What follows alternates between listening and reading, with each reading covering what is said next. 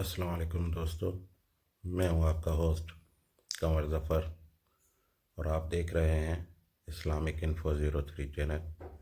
آئیے آج کی معلوماتی ویڈیو کی طرف چلتے ہیں۔ بسم اللہ الرحمن الرحیم۔ زکوٰۃ کن لوگوں پر واجب ہے؟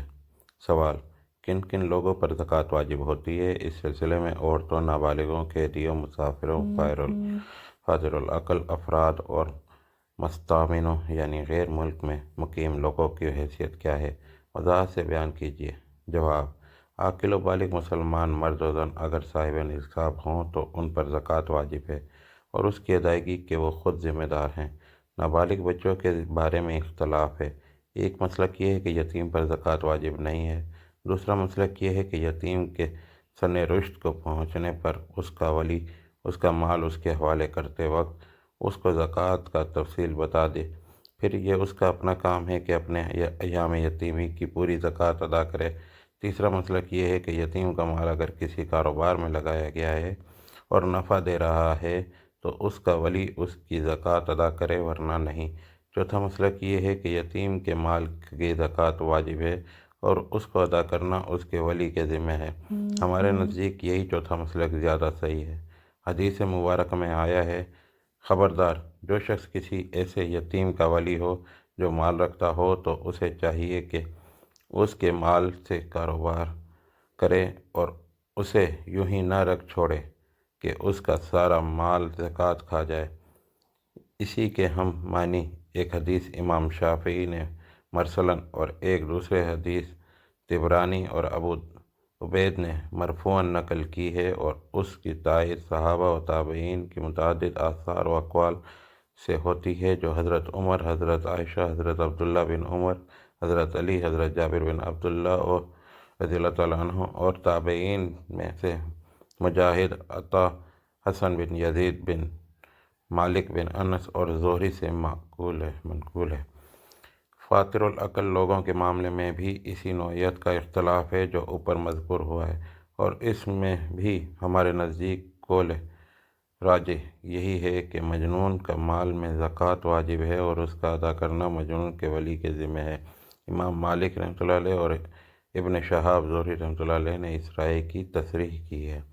قیدی پر بھی زکوٰۃ واجب ہے۔ جو کوئی اس کے پیچھے اس کی کاروبار یا مال کا متولی ہو، وہ اس کی طرف سے جہاں اس کے دوسرے واجبات ادا کرے گا، زکوٰۃ بھی ادا کرے گا۔ ابن قدامہ اس کے متعلق اپنی کتاب المغنی میں لکھتے ہیں: اگر مال کا مالک قید ہو جائے تو زکوٰۃ اس پر سے ساقط نہ ہوگی، خواہ قید اس کے اور اس کے مال کے درمیان حائل ہوئی ہو یا نہ ہوئی ہو، کیونکہ اپنے مال میں اس کا تصرف قانوناً نافذ ہوتا ہے۔ اس کی بیع، اس کا ہبہ اور اس کا مختار نامہ سب کچھ قانوناً جائز ہے۔ مسافر پر بھی زکوٰۃ واجب ہے۔ اس میں شک نہیں کہ وہ مسافر ہونے کی حیثیت سے زکوٰۃ کا مستحق ہے، لیکن اس کے معنی یہ نہیں ہیں کہ اگر وہ صاحب نصاب ہے تو زکوٰۃ کا فرض اس پر سے ساقط ہو جائے گا۔ اس کا سفر اسے زکوٰۃ کا مستحق بناتا ہے اور اس کا مالدار ہونا اس پر زکوٰۃ فرض کرتا ہے۔ پاکستان کا مسلمان باشندہ اگر کسی غیر ملک میں مقیم ہو تو اس پر زکوٰۃ اس صورت میں عائد ہوگی جبکہ اس کا مال یا جائیداد یا کاروبار پاکستان میں بقدر نصاب موجود ہو۔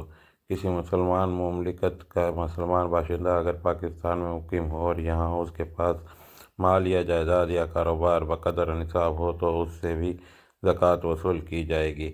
رہا وہ مسلمان جو غیر مسلم حکومت کی رعایا ہو اور پاکستان میں رہتا ہو تو اسے ادائے زکوٰۃ پر مجبور نہیں کیا جا سکتا، الا یہ کہ وہ بخوشی دینا چاہے، اس لیے کہ اس کی آئینی حیثیت اس حکومت کی غیر مسلم رعایا سے مختلف نہیں ہے۔ رہے وہ لوگ جو ایمان تو لے آئے مگر ہجرت کر کے دارالاسلام میں آ نہیں گئے تو ان سے تمہارا ولایت کا کوئی تعلق نہیں ہے۔ ترجمان القرآن، نومبر 1950۔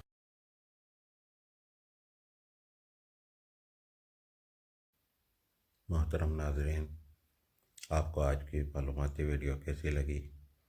اگر پسند آئی تو لائک اور شیئر ضرور کیجیے، اور اگر اب تک چینل کو سبسکرائب نہیں کیا ہے تو سبسکرائب کیجیے اور سب سے پہلے ویڈیو دیکھنے کے لیے بیل آئیکن کو ضرور پریس کیجیے.